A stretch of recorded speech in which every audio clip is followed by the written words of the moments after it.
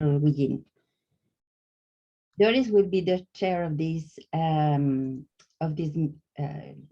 talk. So Doris, you have all the power. Thank you, Chaltumay. Mari Pulamien, Peumanyalen Kumelkaimun, Boldochelov, Tani Tugun, Tani Pucheno, Imperia Pule Mulei, Wente Chenyei. Welcome everybody. Well, I will introduce to Dr. Carol Wigin. She is a professor of Digital Health Centro de Innovación Digital Latinoamericano, Temuco, Chile. She is currently working as senior lecturer in the College of Economic and Business, University of Tasmania, Australia. She was Dean of the Faculty of Science of Catholic University of Temuco. She is a specialist in digital health and advisor of the World Bank and the United Nations. And during the last 25 years, she has contributed from the academy to the development of public policies and implementation of health technologies under the premise of safety, quality, and human dignity. She is one of the authors of the only book in Spanish of nursing informatics. Woman of indigenous origins, Dr. Wigin seeks social innovation using smart digital technologies. Her community leadership consists of educational processes that are meaningful for learning that is local and relevant to individuals, families, and communities. Dr. Wigin works daily with communities seeking innovation in time of crisis using scientific and technological methodology for human dignity. Okay, for me it's a pleasure to introduce her, and you can start your talk about smart digital innovation for human dignity. Carol, thank you. Thank you very much, and it's so lovely to be connected to my origin, to my country. I was born in Chile. I lived for 20 years, and then when I was 21, I came over to Australia, and I can actually share my journey. And it's very personal, this presentation, because my human dignity never really experienced this type of innovation in my country before I came here in 91. And since then, I work with vulnerable communities, and I dedicate my doctoral program to do this. I hope you enjoy this, because all what I'm going to show you today is actually made in Temuco. It's actually from Temuco to the world. Therefore, I'm going to share with you. I've got only 40 minutes, and Doris is our chairperson. She will tell me when I'm very close to the end. That way you can ask questions, observation, or suggestions. Therefore, my name is Carol Hallen. I have a research and development teams in Hochstetter. It's actually right at the front of a mall center we got in Temuco. And I got a Bachelor of Nursing. I did that in 95. Then I moved to honors degree in quality and safety with a scholarship in Australia. And then I got invited in the University of Melbourne here to do my doctorate about 20 years ago. And I did a postdoctoral in artificial intelligence. I joined over 143 hospitals here in Victoria to use the same registers and to innovate, basically, to don't leave any sick person outside the system. Therefore, I developed standards, architectures, and obviously, for my postdoc, I did a little intelligent agent to join all the journey of the patient through all these complex system in Australia. And in 2015, after going around the world, I did a Master of Law in the Catholic University in Chile, in Santiago, in the first #1 law faculty in Latin America. And I dedicate my life for the last, I believe it was only 10 years to be a teacher at university, but when I arrived last year here in Australia, they did a full registration process, and I believe I've been a teacher since I was 14. I got involved in the church in Chile. For today, what I'm going to reflect with this is how we can maximize all the benefits but minimize the risk of using smart digital technology. And we got 3 ways to do it in practice. From Temuco, we got engagement with the region called Biobío, Antofagasta, Puerto Aysén. From the Araucanía, we actually embrace all this platform because of COVID-19. The reality is that I was the dean of a faculty here in Temuco, but the readiness of the population is really not there, because there are other priorities. Temuco is very rich in human resources and in natural resources, but it's a big gap in education. Therefore, there's a lot of ethical questions I asked when I was the dean of a faculty, because we have services to children. And in Chile, we got a lot of evidence, scientific evidence, that when the state of the Republic of Chile take care of children, they don't do it very well. It's no justice for them. We got 53% of our children, Chilean children, who the government take care, 53 goes to jail. Therefore, we don't do a good job to protect the human dignity when I'm in trouble, especially when it's no structure of the family. Therefore, I asked myself about digital ethics, and we started to do some research on that. And we use big data. And also in my master of law, it was about looking the legal framework in Chile to have the data protection, which is 19,628, which is actually on the air a little bit in Chile because they're updating that legal framework. Therefore, to protect the data in Chile is very hard because it's a high level, but when you go to a small institution, they don't have clarity about privacy or confidentiality. In actual fact, the Constitution of Chile don't have the word confidentiality or privacy. It just tells you you got the right to have a private life, but they don't tell you about the data. And as you know, any intelligent system required quality of data to protect the human dignity. Therefore, as you can see on the right side, the 14th of April 2020, because of COVID-19, the hierarchy of intelligent platform changed. Before, we used to do in Europe and in America, in Asia and Africa, we used to say, let's make profit with artificial intelligence, let's create economy. But COVID-19 come and we collapse. We need to keep people healthy. Therefore, now they took people, planet, and profit, or prosperity, they call it. Therefore, the economy goes second. First is to look the human dignity first. Therefore, we found ourselves in Temuco to look for this type of solution. Therefore, we really need to get on with business, and that's what I'm going to share now with you. Therefore, how we did it, we basically use future-proof science. We have a lot of doctorate people involved with us, not only from Chile, but it's scientific community. As you know, some of you may be the scientists. We work with our peers. Science doesn't get created alone. We belong to a community. When we publish, we need to be recognized by our peers. Therefore, when in crisis, our human dignity is in crisis. Therefore, we created this person-centered smart digital tool based on interdisciplinary work. We got in Chile also priests involved in digital development. We got lawyers, we got doctors, we got nurses, we got community, civil society. Because when you have COVID and your system collapse, and also when your trust collapse with politicians, with the church, with any power center technology, and people don't have access, the people start to self-manage. We use FOSS, it means we use only open source. We don't develop any closed system. Therefore, we build capacity with the people. We use connectivism, is what is called in 2005 in Canada, Australia, and England. We use it as a legal framework. It's digital education when you create a network which actually respect the reference point of the knowledge. You don't compete, you collaborate. Therefore, your digital journey with intelligent agents, it becomes self-directed, and that saves a lot of money. And that's every university in the world they're doing it now. Because in Australia, for example, we lost millions of international students and billions of dollars because we don't have business.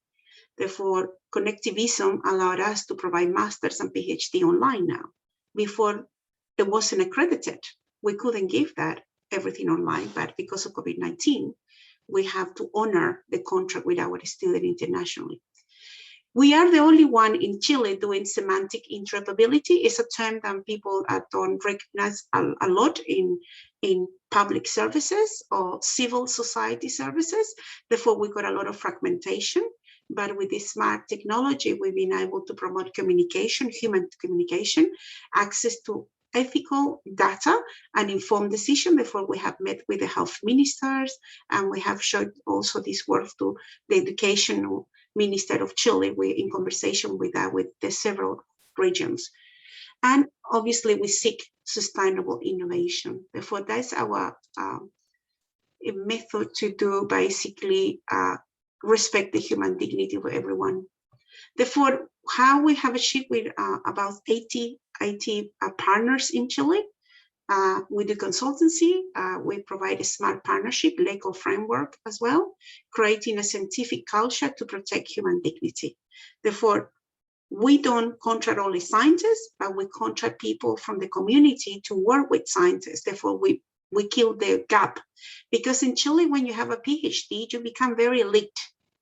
You have to publish, and we paid 1 million or 2 million pesos to publish, which is unusual because globally, no scientists get paid for publication. That's not a culture for a true scientist. But because the system pushed this constant competition, the scientists found themselves very alone publishing papers, and they become a machine of papers. But it doesn't get those evidence to the community because, unfortunately, our system in Chile, of science and technology, is business-driven. It's not society-driven. Therefore, it gives us a big gap. The time the scientists spend 20 years of knowledge, the community, the common and trivial people don't understand the finding because the scientists move too far away. Therefore, what have we been able to do with the neighborhood and community is we put them first. They enter to the digital journey with their human dignity allowed, mean they are subject to the rights, and you will see the example I will show you in 10 minutes, is ontologies, architecture based on ontologies, clinical knowledge based on ontologies is the B. The do is the protocol of people self-caring at home. It means how I prevent you don't get with COVID-19. Therefore, I send the protocols to them. They don't have to go to the medical center to find out how to self-protect. A knowledge-driven system, basically all the scientific finding of dealing with COVID, with the children, with the adults, with the people at home who cannot move, is transferred to the family. Worked very well in the developed world, and it is working in Chile as well. And the process is actually determined or defined by the people. And usually the integration, which is semantic interoperability, it will take usually a year to integrate the existing system with the new system. Therefore, how we get this humanized technology to protect the human dignity is that, as you can see, the sustainable innovation starts with people, not with the power of big data or artificial intelligence. Basically, the profile of the user is well defined, but it's self-discovery. It means they go through 5 to 7 weeks through the digital transformation with their own terms.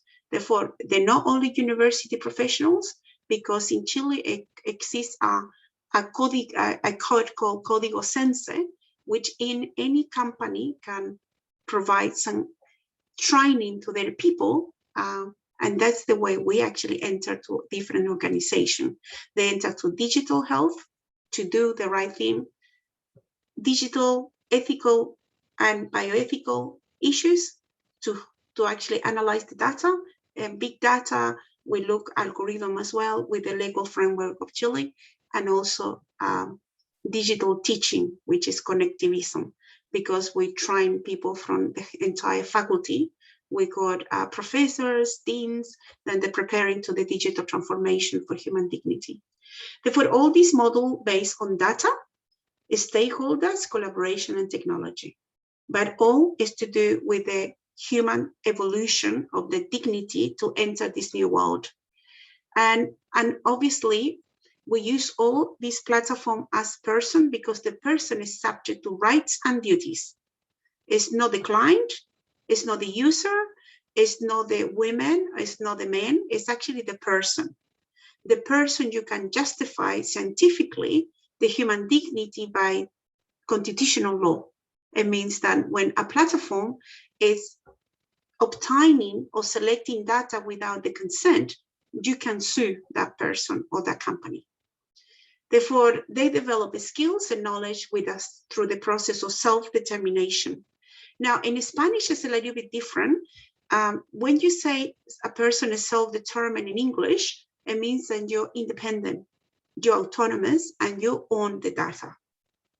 But in Chile, self-determination is actually given, and it's actually explained in Spanish like this. The person is autonomous, la persona es autónoma, but the community is self-determined. It means el pueblo es autodeterminado, which is one is singular, person, and the other one is collective. Therefore, when you do artificial intelligence and you want to have a collective intelligence, you need to use self-determination. I mean, the community agree which attribute, which fields one in that platform. It's the long way, but it's the secure ethically and also guarantee the protection of human dignity. Therefore, the machine doesn't go to their own velocity. Machine learning or deep learning is actually the human who's in charge of that machine. And human activities is much slower and the velocity is different than a machine. And then we're able now, and obviously in Temuco, we actually already having all the design and deployment of a data center because we got the servers in Temuco. We don't use any server for North America, Asia, or Africa. We learning with the community to self-protect their own human dignity. Therefore, how do you do this? And obviously you can find all this information and how you can make sure the data, design, use, and the world have an interrelationship. We got biased, we human beings. And that's the reason we use ethical frameworks. You need to recognize when you develop a system, you need to have interdisciplinary perspective. Because one engineer alone, it cannot develop a platform to actually protect the human dignity. I know a lot of Chilean people, especially a councillor, and we work with a lot of municipality and local government, and they tell me straight away, they said, but it's impossible, the engineer should be in charge of this.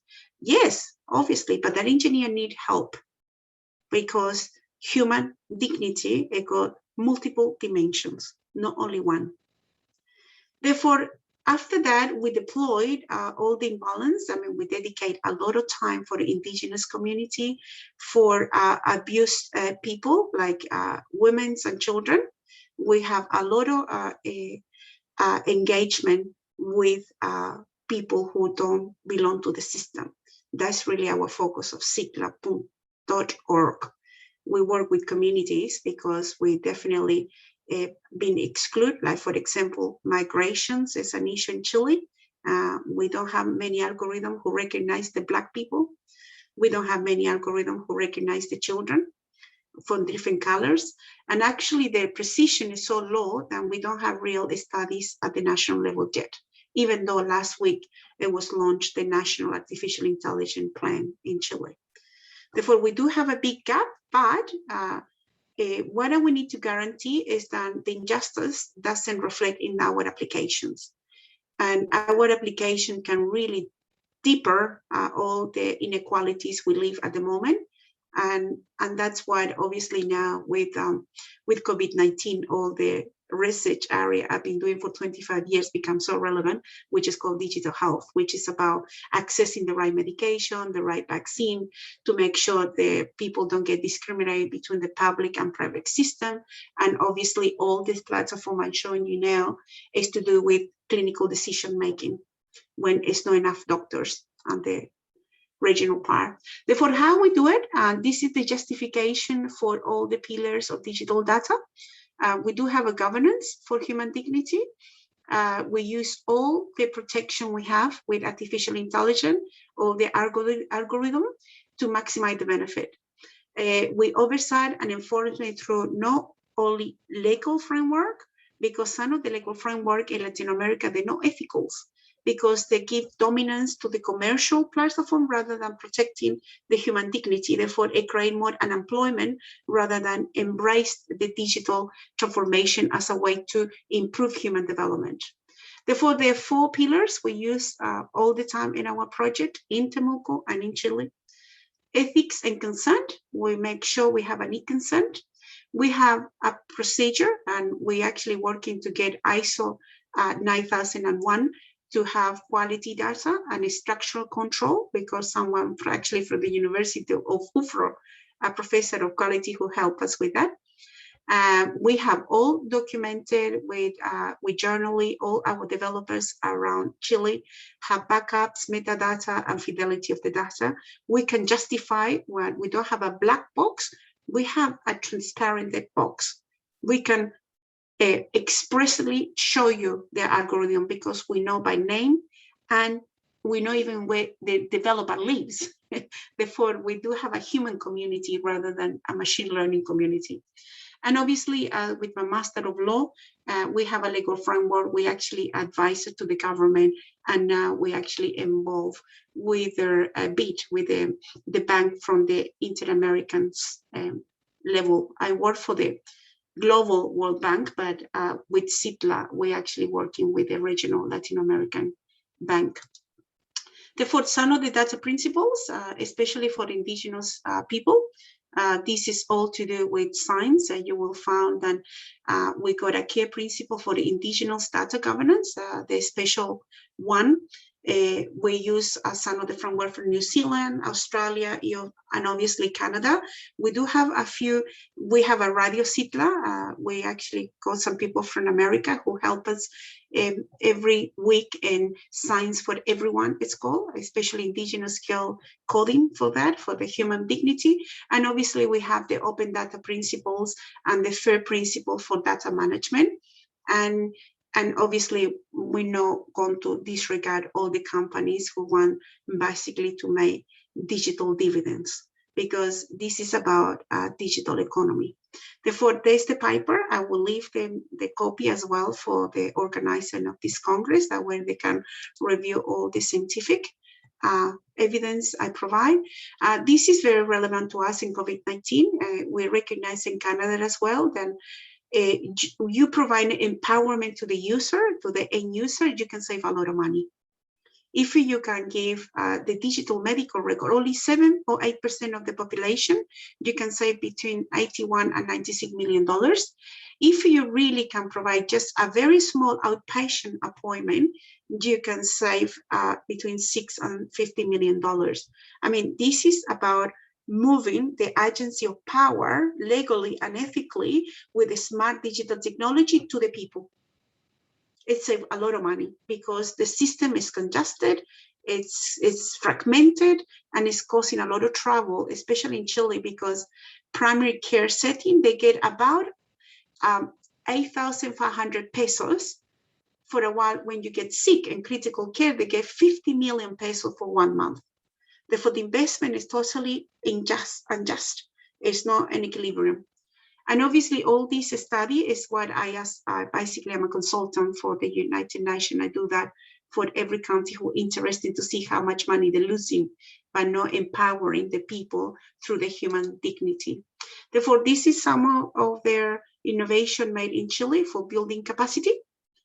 All our innovation, the co-creation, we don't keep intellectual property for us. we share with our partners. Therefore, is digital self-care. This one is actually being implemented in a few municipalities of Chile, because we know COVID is not going to go. Therefore, we got an algorithm that the person can from home have their own bubble. And obviously this is done with the ecosystem for mental health. It can be applied also waiting list. We got 3 million people of Chilean waiting to be diagnosed with, it's called HES in Chile, and chronic disease. And also we actually provide some consultancy for public policy and artificial intelligence in Chile. Therefore, this is a little bit 2 minutes. I think I still have some minutes. That way you can see one of them working. Can you tell me, Doris, if you can hear this? Yes, you have 10 minutes or 15 minutes. Oh, wonderful. I've been trying to be short and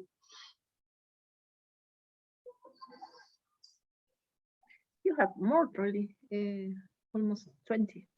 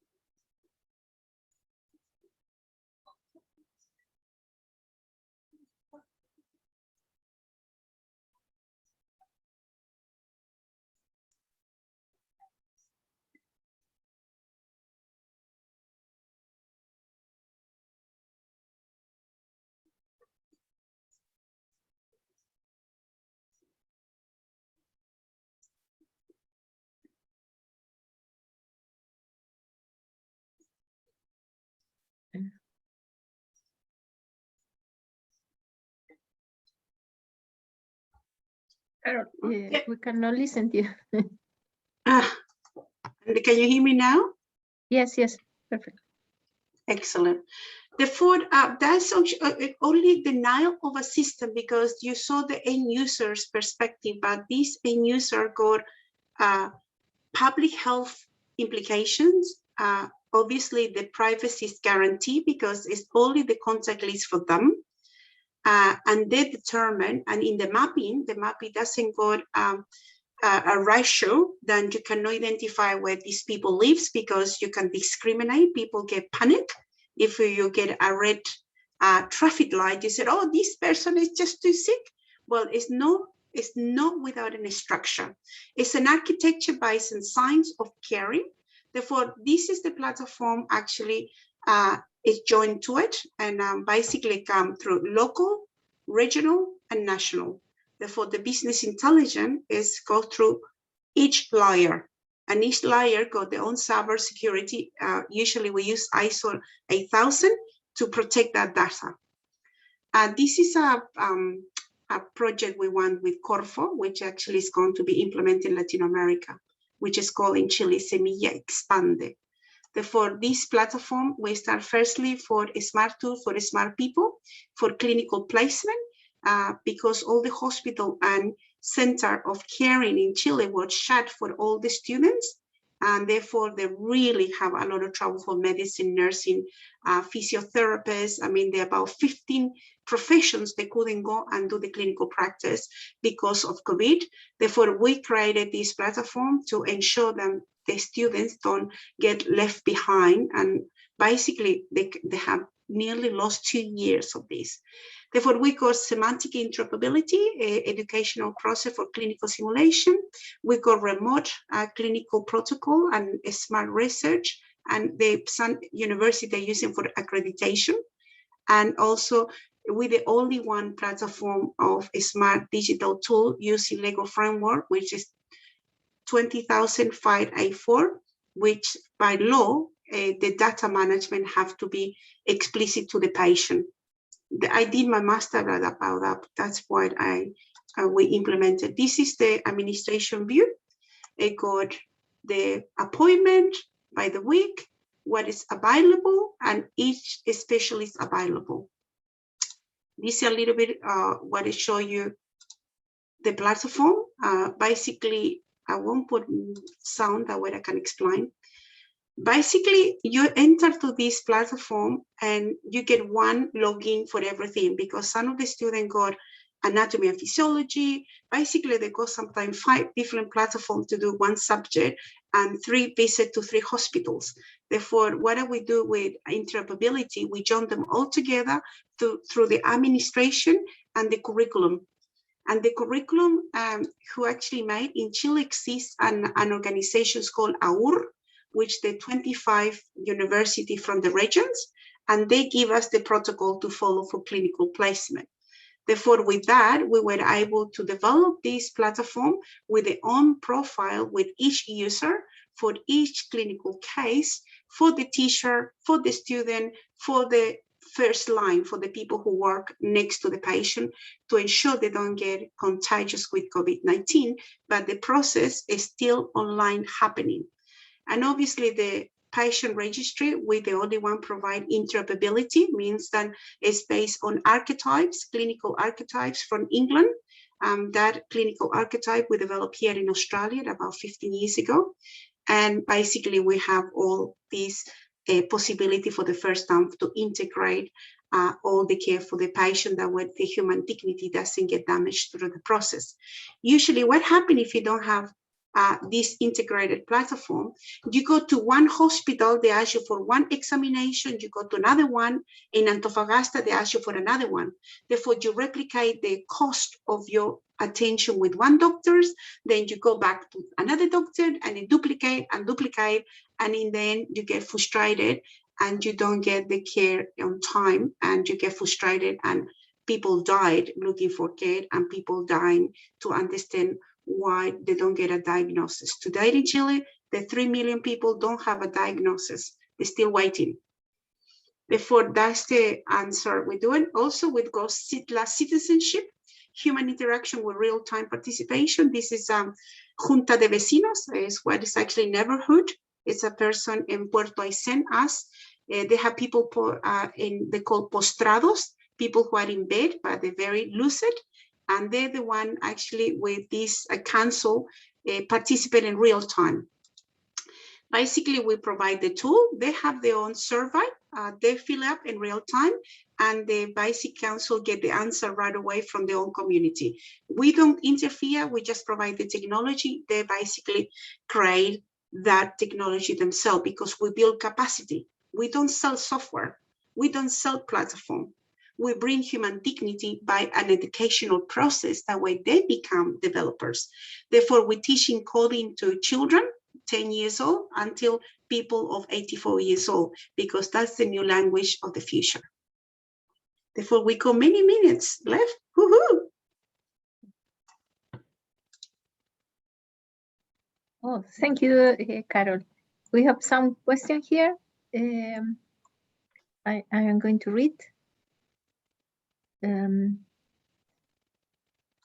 Millaray Curera ask you how the authorities you have been with are receiving this perspective you are developing. How the the authorities, they're very, they're twin on, because the World Health Organization and the vaccine require all this terminology. Therefore, we presented in the health ministry. It's a digital health and a smart data management there as well. And in Latin America, well, we got about 5 countries, the authorities, they're really, this is a necessity. This is not a luxury. today with COVID-19, the people who don't have the data don't have care. Okay. Okay.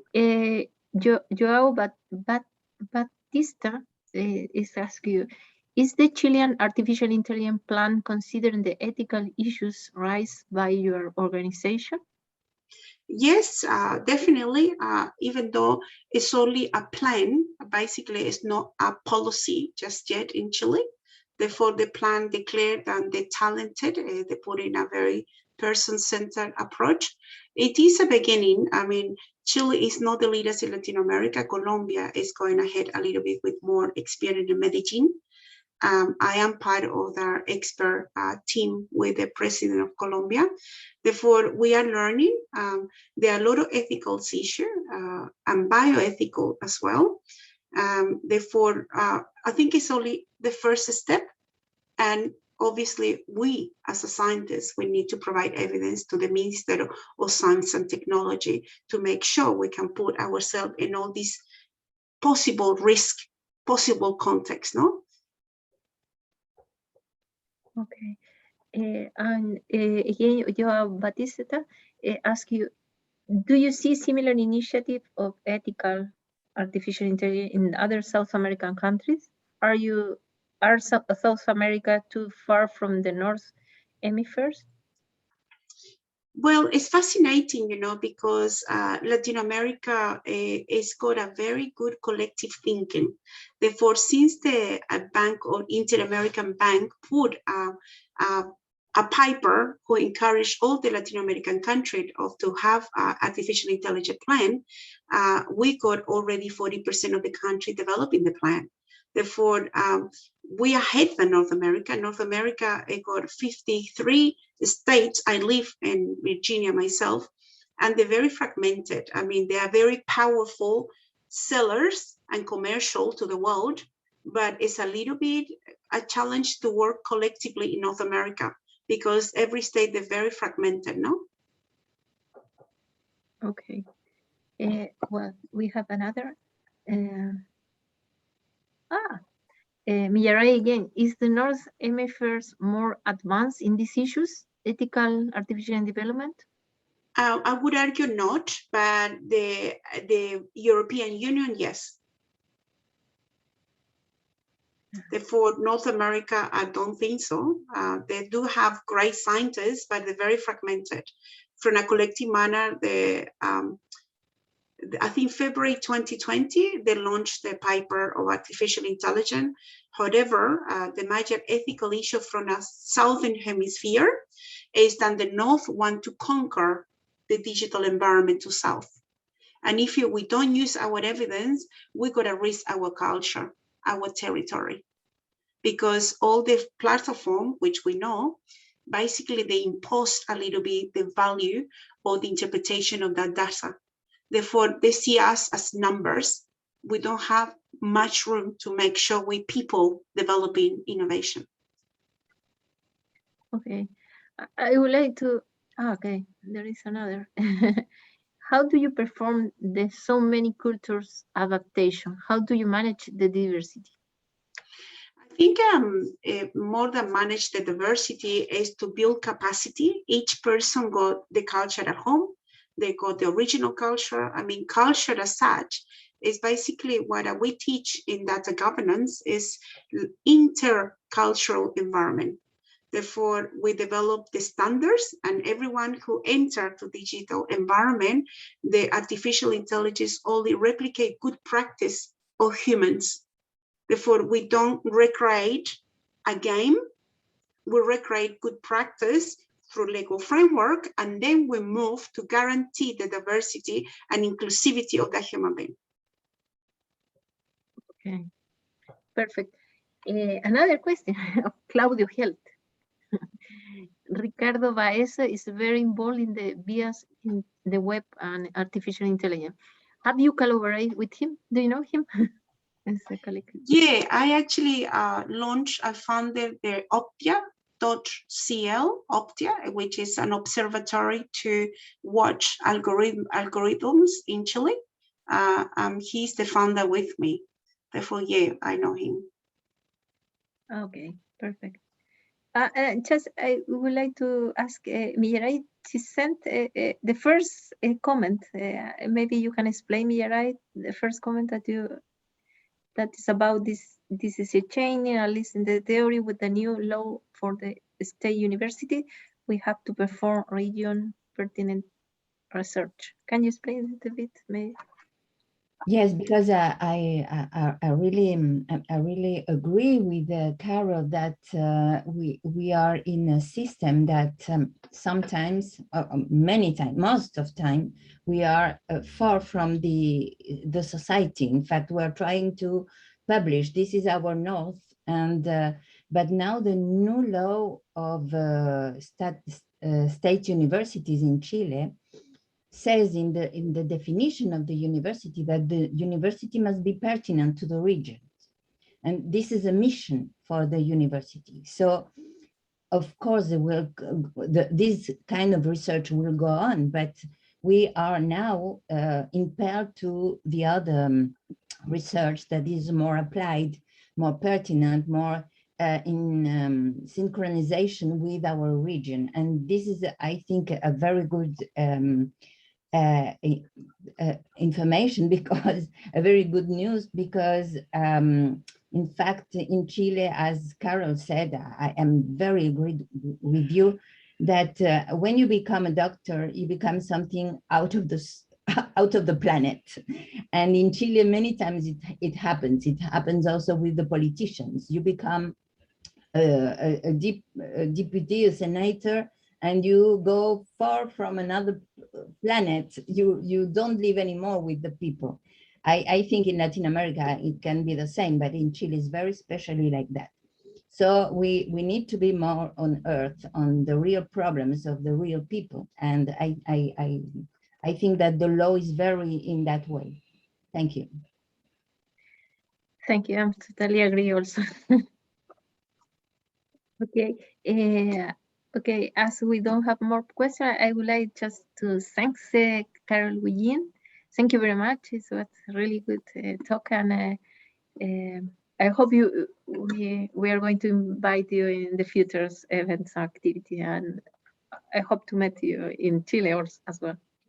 Thank you. Of course, I got tickets, and hopefully they open their the borders, that way I can arrive. I mean, I am a dual resident. I was born in Chile, and I'm a citizen here as well. And I have to be very grateful. You're doing a fantastic job. Oh, nice, York. Thank you. Everyone is welcome to Australia if you want to come. I've got a research center here as well. Therefore, I'm very proud to be involved with Temuco, Chile. I left my email. If anyone need more information, I'm here to collaborate. Bye. Thank you very much, Thank Carol. you. I want to thank you very much for being here. And well, I know it's a bit late for you, but I invite you in not the next talk, but after that at 11 o'clock here in Chile, we will have another talk about ethical aspects of artificial intelligence. So you are kindly invited to assist even from your bed if you are in bed at that time. Thank you very much. You have Thank you. Bye-bye. Bye. Thank you very much, Doris, also. Bye. You will continue. Then we are going to have a break of 15 minutes. Well, it's a bit more because we start again. Let me see my schedule. We start again at 10:15. Okay, with Barbara Poblete and Mining Social Networks to learn about rumors, hate speech, bias, and polarization. I want to underline that this morning we will have many talks about ethics, and it's very interesting for us in the organization, and next LA-CCI also included this track, because as you may see, we need to talk about that also, how our research, our developments are impacting society and the environment in general. Thank you very much. So we see together, we are going to be together at 10:50. Doris, you want to say something? No, thank you very much to everybody. Okay. Okay. Bye. Bye. This presentation. Thank you very much, Barbara Poblete and Jose del Piano, who will be the chair of this interesting conference. Jose, you have all the control. Thank you very much. Thank you. Good morning, Mirai. Good morning, Barbara. Good morning, everyone. Good to be with you all. It's my pleasure to introduce Barbara Poblete. She's a computer scientist working in the fields of data science and AI to understand human behavior. And she has many years of experience in the areas of online social network analysis, web mining, and information retrieval. She has a PhD in informatics and digital communications from the Universidad Pompeu Fabra in Barcelona, Spain. She was a researcher at Yahoo Labs, and she's now an associate professor at the computer science department at the University of Chile, a researcher at the Millennium Institute, foundational research on data, and a visiting academic at Amazon. So please ask your questions in the chat. I will be passing them to the speaker. And Barbara, the suggestion given by the organizers is to use 40 minutes for your talk, and in order to have some time for questions and a discussion at the end. So, okay. Go ahead. Sure. Perfect. Can you see my screen? Yeah. Yeah. Okay, good. So thank you, Jose, for the presentation. Thank you, Mirai, for inviting me to give this keynote. So as mentioned in the title of my talk, this is like a very current topic and very relevant to us, like disinformation, misinformation in crisis, because we have been living a crisis a long time, almost like 2 years for the entire world. So this is a situation that we had never seen before. And in this sense, I never expected that the things that I had been researching for like 10 years would become so relevant at this point. And I will share with you some thoughts about it and some of the work that we have done. I have added a new affiliation to my to the list of my affiliations. I now have CENIA, which is a new research center on artificial intelligence. This is a Centro Basal that has been recently granted. And I'm one of the PIs here, and our goal is going to be to, at least of my research line, is to research AI with a human-centered focus, which is following this whole entire line of research of how we can use AI to benefit society and not make it worse, you know? So disclosure, I'm not really a machine learning person. Like my specialty is not developing machine learning techniques. I'm more of a data mining person, now known as a data scientist. I have worked on information retrieval search engines for a very long time. And the main goal of my research is to extract knowledge from data, and also to do work that is reproducible, that other people can take and produce the same results with their own data or with my data, and to generalize them to other scenarios. So I value that much more than making small improvements on an existing model or tuning something so it gives better results. For me, machine learning is a tool. And as a person that works in data mining, what I teach my students is how to pick the best tool for each task. Sometimes it's going to be deep learning. Sometimes it's not going to be deep learning. So I think one of the messages I'm going to give in this talk is that deep learning is not the answer to everything. So that's also something. I usually start my talks talking about the change that the social web has implied for all of us people that are connected to the internet. Before, when the internet started, some of you will remember, others maybe too young, it was more or less, there wasn't as much content as there is now. Content tended to be like more curated content, and it was like going to a library. So you could browse a lot of content, and then you were like a passive person that was just navigating this whole repository of content. Then there was the emergence of the social web, which are social platforms, you know, like Twitter and Facebook. There were others before, but they were not as successful.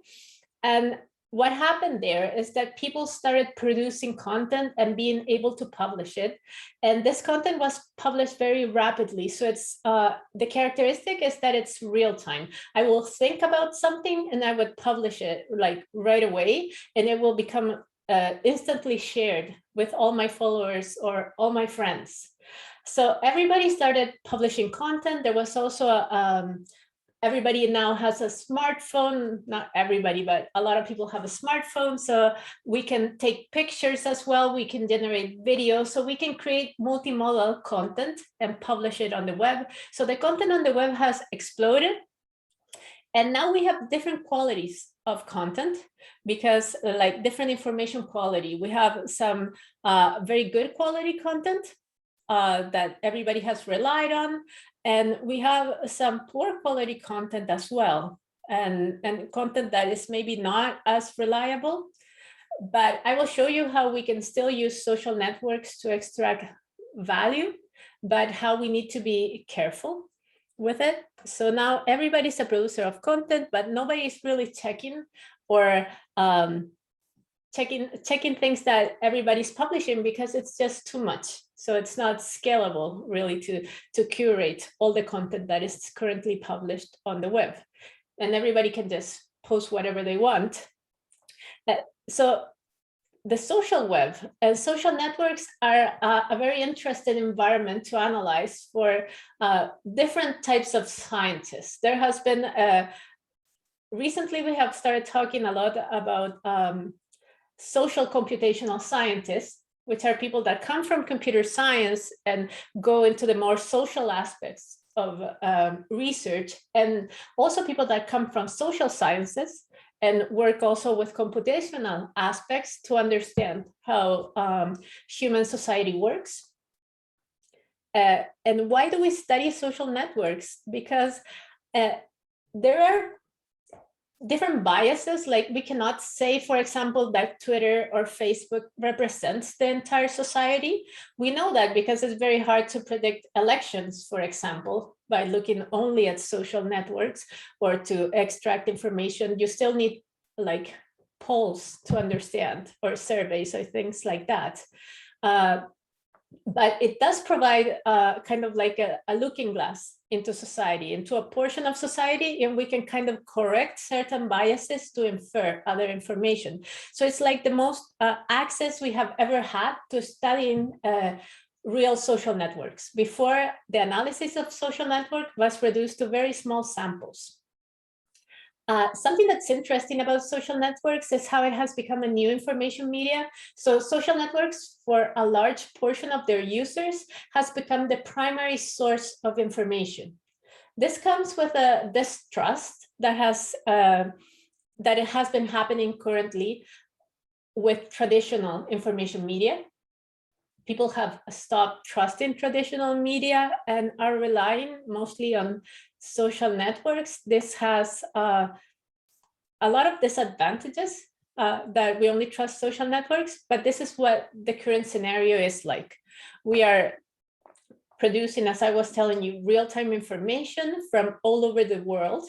This has given us a new field, which is called crisis informatics, which is how to provide information to handle emergency situations like natural disasters or man-made situations like terrorist attacks and wildfires and things like that, how to gather information from the web, digital information, mostly from social networks, and use it to handle or to provide intelligence for handling disasters. So this has been proven to be very useful. And we also can find information about any kind of event, like a football match, a concert, whatever will be published on social media instantly. So another characteristic is that a lot of breaking news will happen first or will appear first in social media. These are two emblematic cases that I usually share in my presentations because they're like, this is what Twitter is. So this is the emergency landing on the Hudson River on the right. And this is the first picture that was posted about that event in the world was on Twitter. So there was this person, Janice Kranz, who was on a ferry in the river, and the plane landed and they went to get people, to help save people from there. And he took that picture, and this was the first picture posted in the world, and it was first on Twitter. It has been like all over. And the other one was the Osama bin Laden raid, that somebody unknowingly live blogged this event. So this person posted the first tweet at 1 a.m. about helicopters in his area, and then posted a series of other tweets describing what was happening and didn't realize that this was the Osama bin Laden raid. So a lot of breaking news happened here. But this has made us very vulnerable to how information is shaped online. So basically, we believe whatever is presented to us. And since we think it's from a trusted source, for example, on Twitter, I follow friends and people I trust. So in general, I could come to think that since I trust these people, the content that they're going to provide is something that I can rely on. But it's not always that way. We're very susceptible to whatever appears. And during crisis, there is a sense of urgency, and there's a lot of anxiety and a lot of uncertainty that make us take information that we would not usually trust it, but it could seem like something very important. So we will help disseminate it very quickly, because we think that since it's a crisis, it's very important that people have information very fast. We have found, we have seen that there are many types of unreliable information online. There's this classification that was done some years ago by Claire Wardle. So it was like there information that is, for example, satire or parody. And, you know, like there's El Mundo Today, there's The Onion, and they will publish like parodies. There are a lot of accounts that will simulate being an official account, but for the purpose of creating like funny content. But some people will take this as true and they will disseminate it. They will still think it's true. There's also misleading content.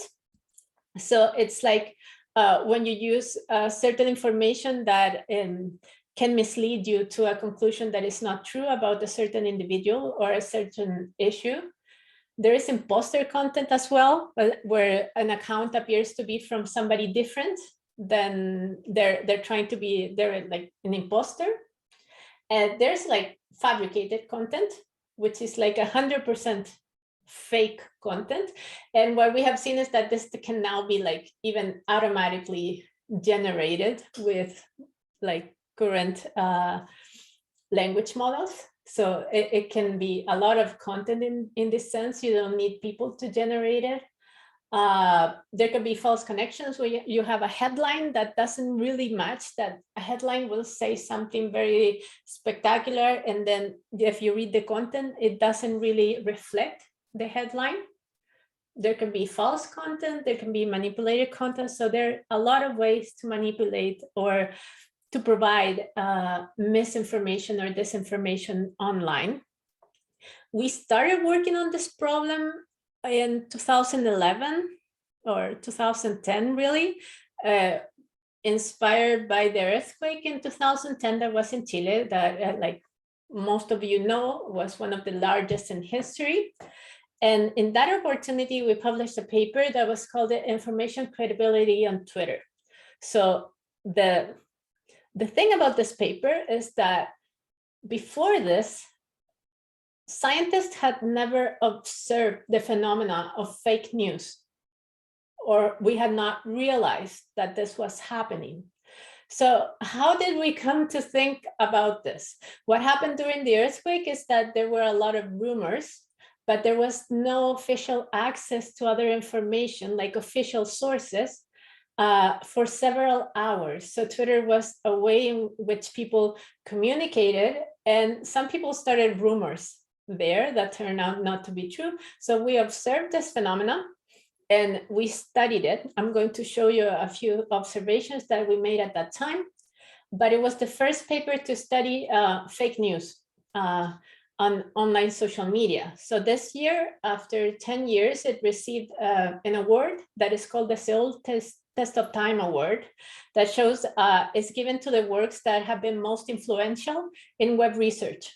Yeah, if you look at this series of papers about information credibility, they now have like about 3,000 citations, like the 3 different papers that talk about this topic. So there have been a lot of work after it. So we should have already solved this problem, you know, but we're far from it.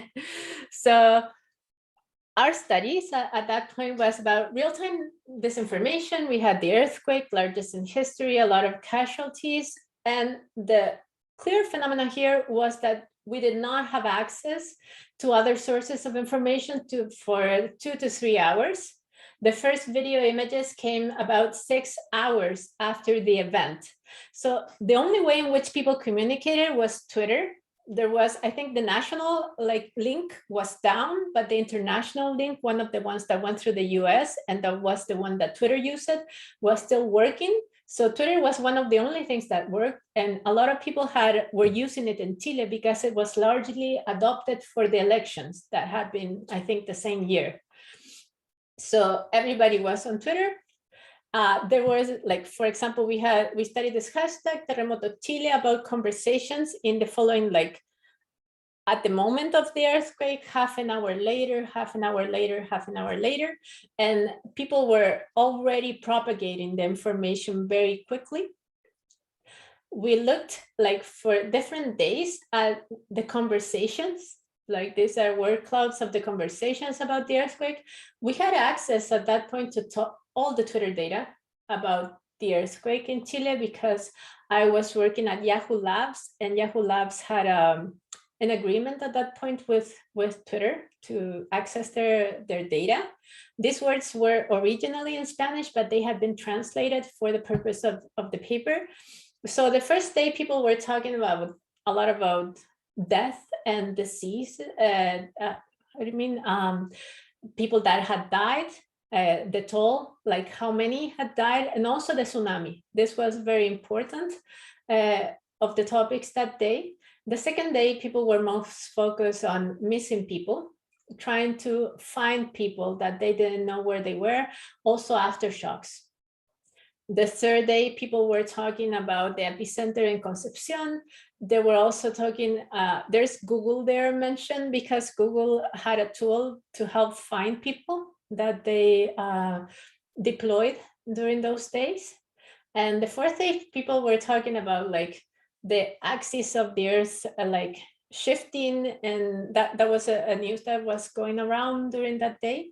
So you can see how conversations have changed. And we see that the large majority of tweets were very helpful because they help find people, they help propagate information of where help was needed, and they helped people communicate. But a lot of tweets were not helpful. Like there were celebrities that were supposedly killed during the earthquake. So Ricardo Arjona, which is like this pop singer, and they said No, he's dead. He died.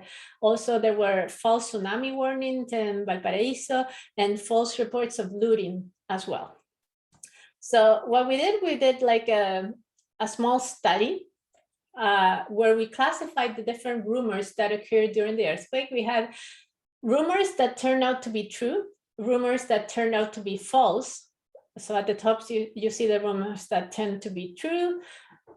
Down there, the ones that turn out to be false, like the death of Ricardo Arjona, tsunami in Valparaiso, confirmed truth that our airport was closed, that there was a looting in the supermarket of Concepcion, that there was a tsunami.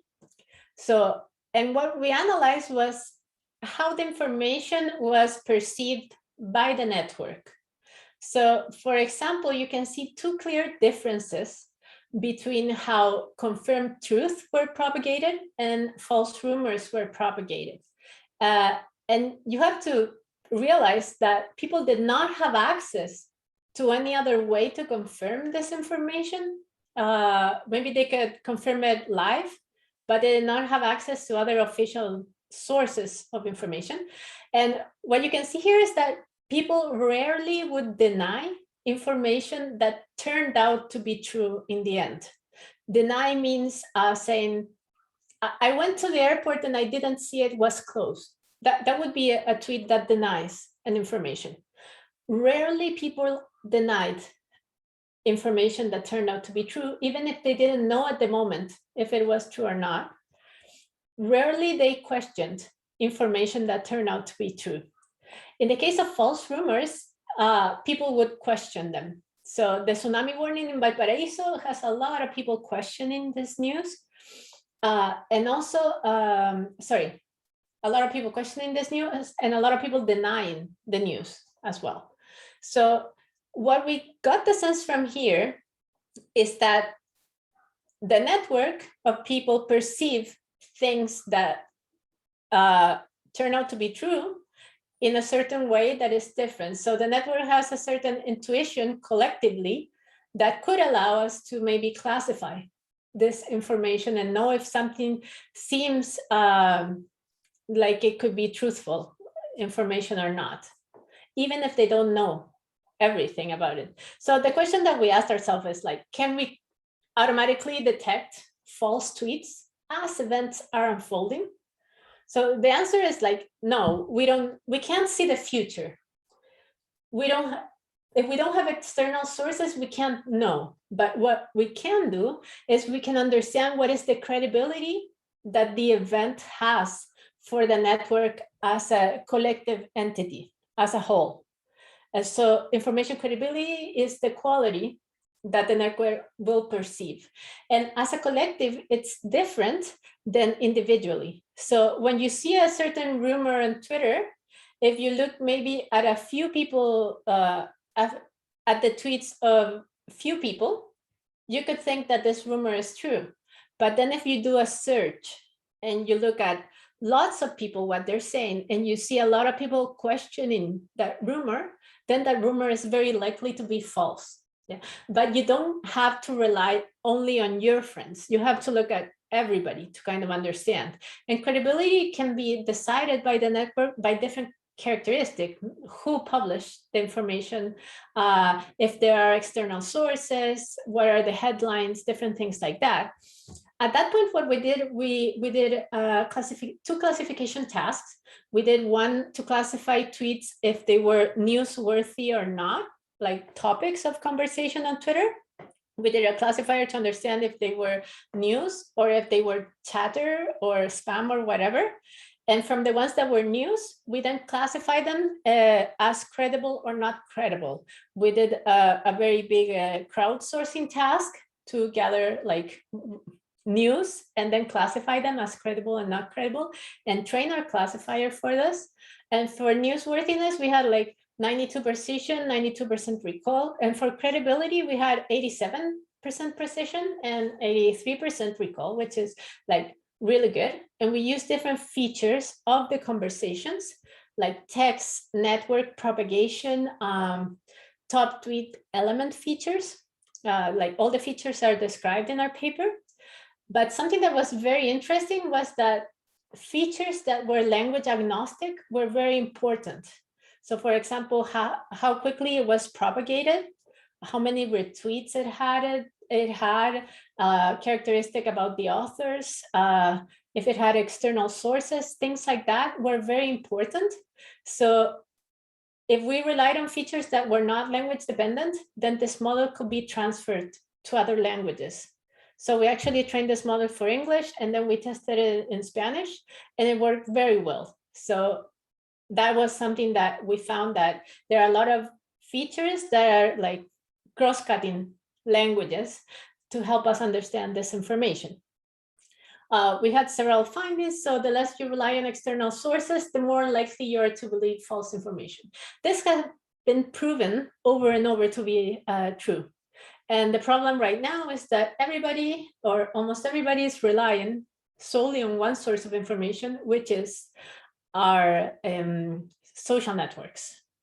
So if we come back to this year, 10 years later, hundreds of academic works later, how can we be worse than ever? We should have already solved this problem, right, of disinformation.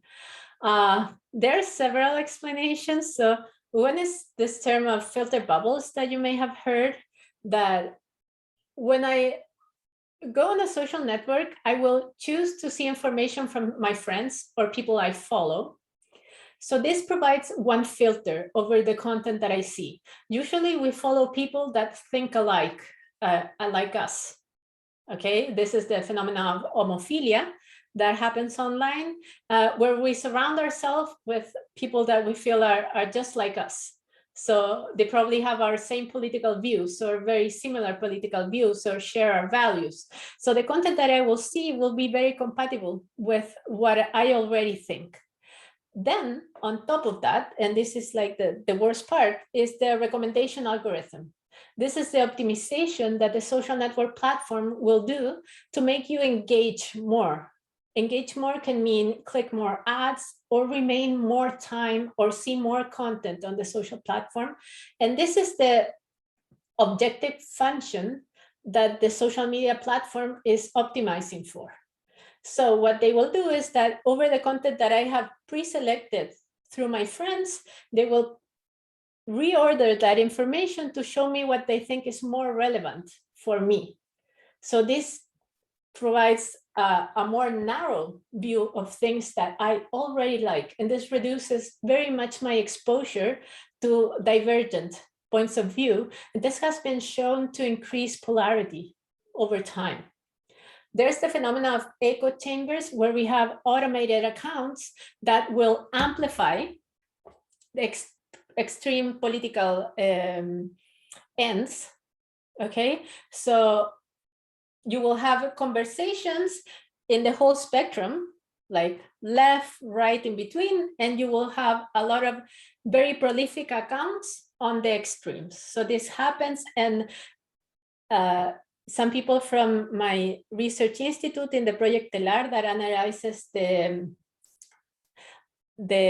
Asamblea Constituyente, okay, that are creating the new constitution, they did the same analysis for Chile, and they found something very, very similar with automated accounts in green there. And the political sides are very amplified. So when people go into social networks, they think the points of view are very radicalized, but that doesn't really reflect the truth of the users that are there. It's just that the people on the more moderated side are not as prolific publishing content. So they're more quiet than the extremes. Social networks make an effort to remove automated accounts or accounts that are paid for, even if they're manipulated by real people, but they're not really that good at it, because every time it has become more hard to identify them. Facebook has become, now with the Facebook papers, and even before with the Cambridge Analytica scandal, one of the main problems, disinformation problems that we have currently. So there have been like 70 countries where disinformation campaigns have been identified in political scenarios. when the Cambridge Analytica scandal happened was because Cambridge Analytica downloaded profiles for 87 million Facebook users, and that even allows them to extend what they have to like everybody, almost everybody in the world, even if you're not a Facebook user, but you are friends with somebody and they don't have your data, they could infer your political profile just from your friends. Okay, so this allows them to create very detailed profiles of people, and they mostly target Cambridge Analytica for political campaigns and ads people that are undecided. So even if you think about the elections that are going to happen now in Chile, if you're able to convince all of the undecided people to vote for a certain candidate, this candidate is going to win, okay? Because they're that important. We had a grant that ended last year to study disinformation in social media. We were awarded 2 grants. They gave 12 grants worldwide. This organization called Social Science One, and they were in agreement with Facebook, and they were going to provide data for this. They anonymized this data using differential privacy. We had to become like differential privacy experts to be able to use the data and train at Facebook and everything. And after working a lot, we realized we could not extract any reliable information about the activity of disinformation campaigns in Chile, because our sample had too much noise, and our country is kind of small in relation to the US or whatever. But this is the main problem that we have. We don't have information about what happens in countries outside of the US, what happens for languages that are not English. And this is like 90% of Facebook users, and we don't understand how Facebook is affecting other languages and other countries. So we actually wrote a paper that is under review about this, the problem when you have these kind of agreements that are not really helpful to understand. So as I mentioned, the main problem is that we have stopped trusting traditional news media, and that the algorithms that optimize user engagements have been biased towards fake information, and platforms don't have incentives to change this. Like, why will I change this if it's giving me money, right? In this scenario, COVID-19 is the perfect storm. Why? We have been living in this long-term crisis. A lot of people have anxiety, especially at the beginning. There's this collective sense making where everybody's trying to gather information and come to collective conclusions about it. And this can go very wrong when you don't have a lot of information. If we think about the beginning, there was this rumor that if you took ibuprofen, you would become more sick and die, for example. There were a lot of things, or that, you know, you had to, a lot of different medications that never worked. All this went through like very, very quickly through the social network. There were people that exploited this information, and the information space was very political. So you would have clearly, for example, I don't know, Bolsonaro or Trump, people that engage with those political point of views were very prone to disinformation. And for example, in the US, they found that like, it was like 70% of disinformation came from the government, from the Trump administration. So this is huge. Who are you going to trust if you can't trust your government? What happens? This came out of the Facebook papers that recently have been recently disclosed by the Facebook whistleblower. Why do these algorithms go very, very wrong and they start promoting disinformation? So Facebook promoted a lot of disinformation, and they had like this different emojis that you could give like to a certain news. Like you could say like thumbs up, or you could say like angry, or different things. And what the papers disclosed was that when people put the angry emoji, they would give it like boosted 5 more times than if somebody just gave like thumbs up. And this information had a lot of angry emojis. So when somebody published something that was clearly not true, people would get angry and provide the reaction of angry. And this, by Facebook, was thought to be very good content to be promoted. So this really, really boosted the views of fake content. And this is a way in which platforms will promote this. Another thing that they did, this is not from the Facebook papers that came out like some time ago last year, it was that they tried to ban Holocaust deniers, but then they started actually recommending to people other groups to join. Like if I was searching for a Holocaust denier group and I didn't find it, then Facebook would suggest a whole series of other groups that I could join that I would have never found if I had searched for them. So they actually provided a network for Holocaust deniers to join and to meet each other. There's this also, the other information disorder is hate speech. And in this topic, we have worked on hate speech detection and bias in the data. Twitter has been shown to be a very toxic place, especially for women. This was a study done by Amnesty International, where they showed that women politicians in the UK could not conduct their campaigns on social media. And this was a huge disadvantage for them. Like if you cannot do your political campaign on social media, you're basically losing a lot of points in comparison to the men. They were receiving a lot of online harassment. If you were a Black woman or a Latino woman, this would increase like 5-fold. And when we started looking at this problem, what we wanted to do was that we realized there were no hate speech detection algorithms for Spanish. So my student Aime Arango, wanted to work on this problem. And we saw that for English, there were like perfect detection results. So for English, this problem appeared to be solved, at least in the scientific literature. And we said, this is weird, because why is Facebook struggling so much to delete hateful content if this has already been solved by scientists? So we tried to reproduce this work for Spanish, and we got very poor results. The industry has shown that for them, and this is a very big problem. So Twitter has had to apologize for not deleting hateful content online. And we tried to reproduce the work done in English for Spanish. We got very bad results. So then we went back and we tried to reproduce the work done for English in English, and we could not do it. We found that, for example, if they were reporting like 93% F1, we were getting like 51% F1.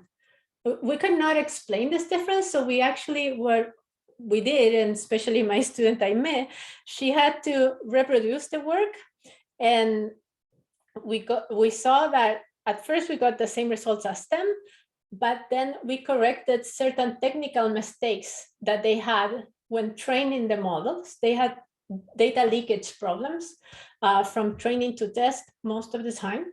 And when we corrected this, the performance of the works that we were looking at decreased to like 50%.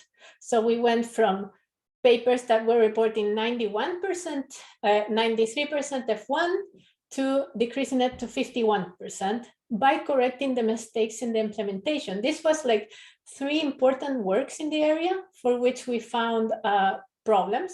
So we actually ended up writing this paper that is called Hate Speech Detection is not as easy as you may think, because the problem has not been solved and there's like a huge overestimation of the state of the art. And the problems that we found, that they were using the complete data set for training and testing. And you can say, how can they be so, why would they do this? They did not realize this. For example, they were training their word embeddings with a complete data set, and then they were doing training and testing, but they had already trained their word embeddings with a complete data set.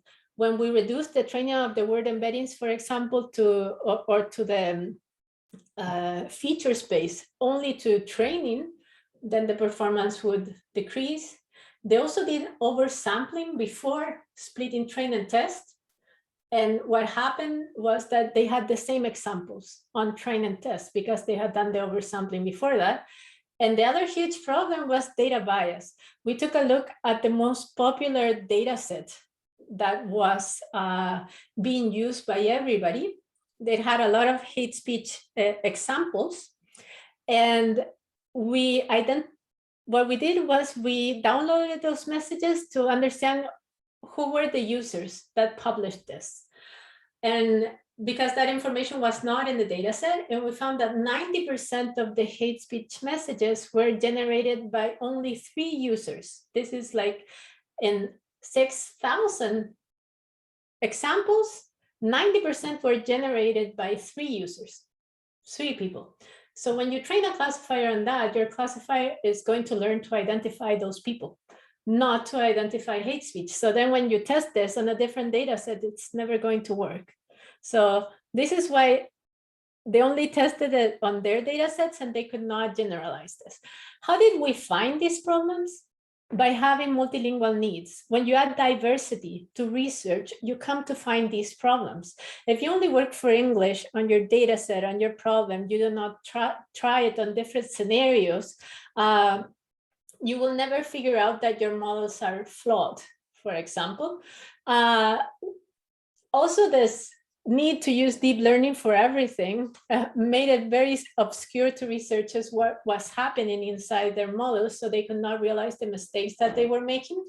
I'm oversimplifying, but this is one of the issues. We use a simple SVM classifier, and we could bring up the F1 classification to 70% from 50%. So there was actually no need for deep learning in this particular problem that we were studying. Overestimation of the state of the art is more common than we think. We always have to look at the data. Something that is underestimated, I think personally in the field of machine learning, is data. And I think data is key.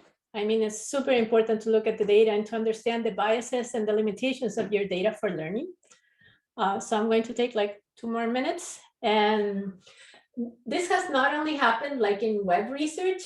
There was a recent survey done on all the studies of AI tools for COVID, and they found the same problems, that they could not be reproduced, that they were not reliable. And the problems were very similar to the one that we found in hate speech detection, that what they were reporting did not work in any other scenario. So this is not just a problem of us.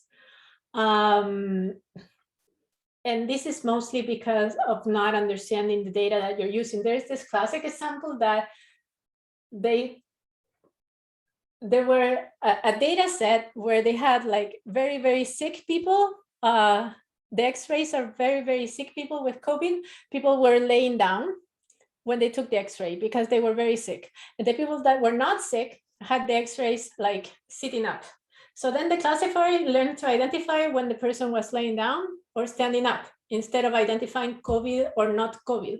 So that is a flaw in the data set that you have to understand. So you can't really say that you've solved a problem until you've successfully applied it to different scenarios.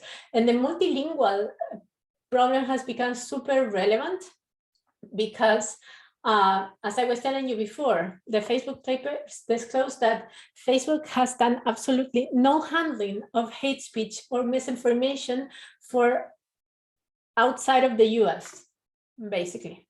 So, and languages that are not English. So this is 90% of their users. What are we currently doing? We are doing hate-specific multilingual embeddings, and we have shown that they work much better than when you use universal embeddings that have been trained on very large data sets. You can train this on very small data sets, and they will work significantly better than multilingual BERT or Muse or LACCI. So this is some of we're trying to exploit cross-cutting patterns, and we're also doing this for disaster management as well. So I have like 0. Although Spanish is one of the top 5 languages, there are very few resources, NLP resources, and we think that this explains a gap in AI in Latin America, that we need to generate and invest in resources for our own language, and also to train people that are qualified to create AI for other languages. We have our group has different resources for this, so that are publicly available.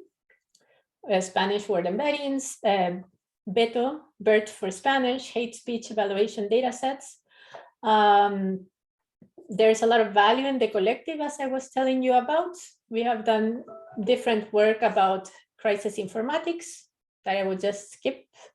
This is for detecting earthquakes. So if you felt the earthquake like 2 nights ago, you can still, I think, see it. You can search for the date. This is the website, tuicali.cl, where you can see earthquakes that have been happening and have been tweeted by people online. When people talk about an earthquake, you can go and see it on Tuicali. And so this is a seismograph that is social and is used by the National Centro Sismográfico Nacional, National Seismology Center, and CHOA as well. And there's this other tool, Galleon, that I think now it was down. I have to check it, but it's for navigating news in Chile and trying to make this collective sense making more accurate. Okay, so I think this is the last message is that I think technologies are not going to solve the problem of hate speech and disinformation. We need a multidisciplinary approach. We cannot solve a problem that we ourselves have created. We need a lot of help. So we should not just create a new AI that will remove disinformation. This is a socio-political phenomenon as well. Okay, that's it. Thank you, Barbara. Very, very engaging talk, very inspiring. Thank you very much. There's congratulations for the Test of Time Award. Very impressive. And there's 1 or 2 questions in the chat already. So from YouTube, someone is, Diego Salinas is asking, I heard that to model Facebook users, they used the theory of the big 5 personality traits. Do you know anything about it, about this?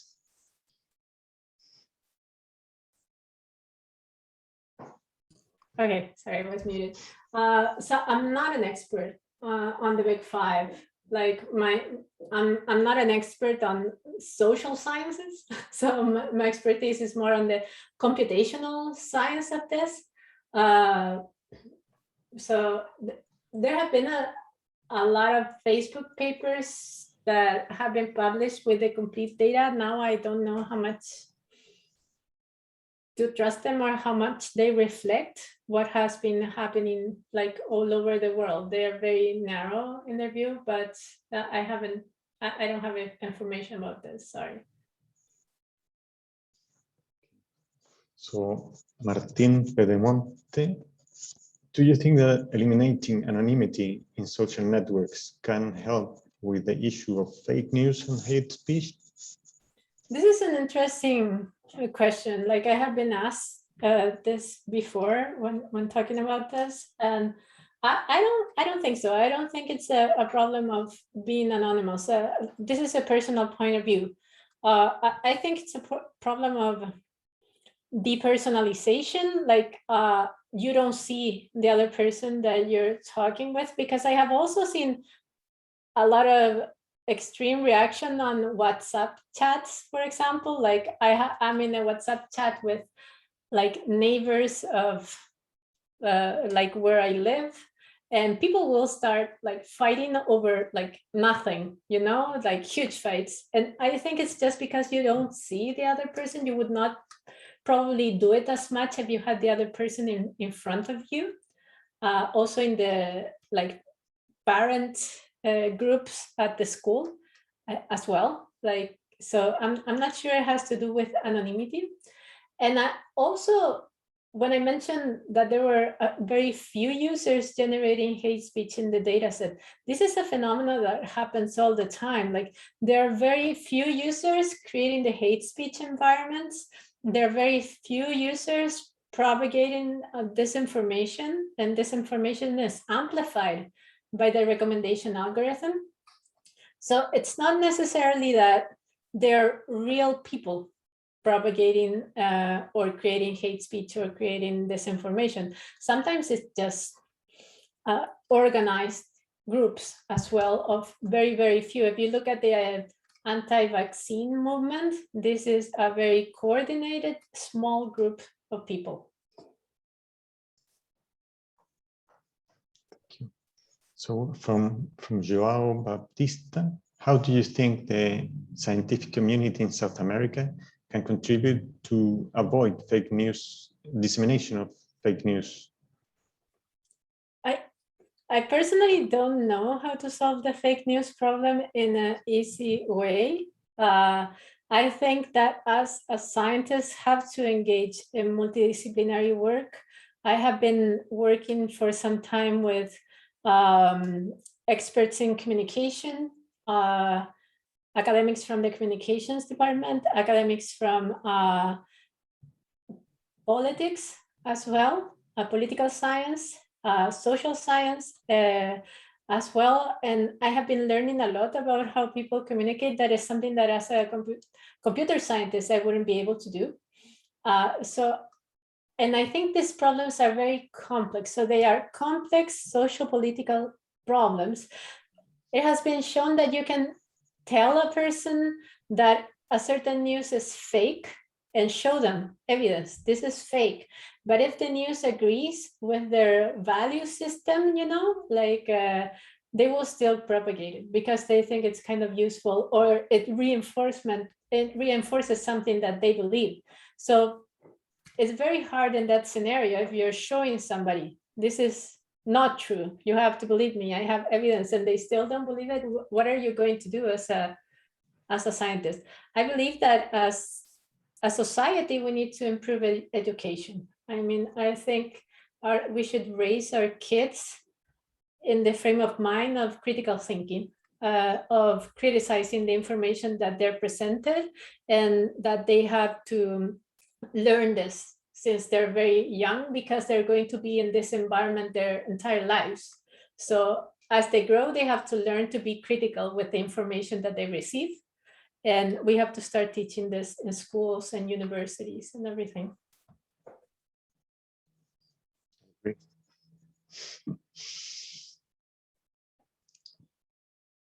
Well, from Joao, do you think a stronger regulation could help? I think you answered already, but the regulation thing is strange. I think there needs to be regulation. I don't know how to do this regulation. There are experts on this topic worldwide, because you have to be very careful with freedom of speech. There is an attempt in Chile to create like the first nationwide regulation of social networks.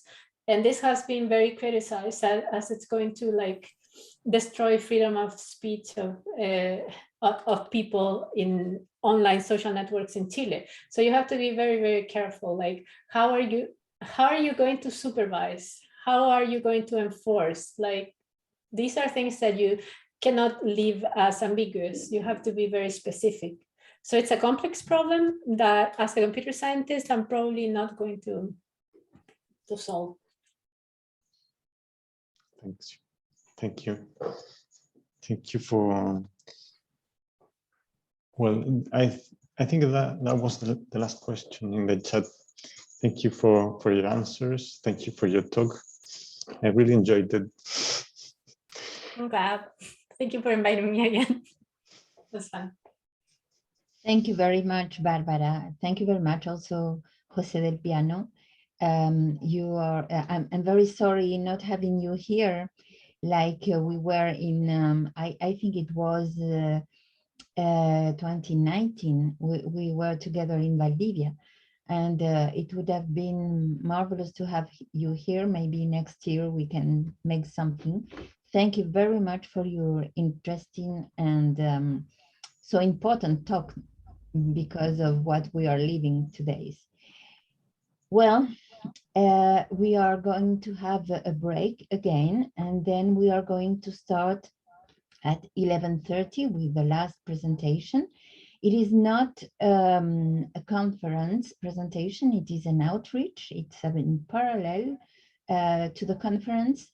It will be in Portuguese, and José Alfredo told me that he will speak very slowly so Spanish people can understand what he's saying. It's a very interesting talk about ethics and artificial intelligence. So everyone is invited to participate. Thank you very much.